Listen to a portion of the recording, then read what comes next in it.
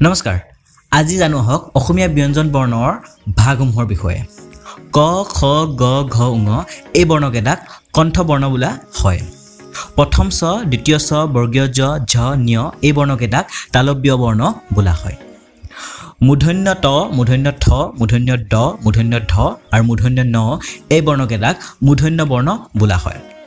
দন্ত ত দন্ত থ দন্ত দ দন্তীয় ধ আৰু দন্ত ন এই বৰ্ণকেইটাক দন্ত বৰ্ণ বোলা হয় প ফ ব ভ ম এই বৰ্ণকেইটাক উষ্ঠ বৰ্ণ বোলা হয় অন্তস্থ জ ৰ ল ৱ ব এই বৰ্ণকেইটাক অন্তস্থ বৰ্ণ বোলা হয় তালব্য শ মূৰ্ধন্য শ দন্তীয় শ আৰু শ এই বৰ্ণকেইটাক উষ্ম বৰ্ণ বোলা হয় ক্ষয় দয়ৰ ধৈৰ আৰু অন্তস্থ য় এই বৰ্ণকেইটাক সংযোগী বৰ্ণ বোলা হয় গতিকে আমি আজি অসমীয়া ব্যঞ্জন বৰ্ণৰ কেইটামান ভাগৰ বিষয়ে গম পালোঁ ভিডিঅ'টো চাই কেনেকুৱা পালে জনাবলৈ একেবাৰে নাপাহৰিব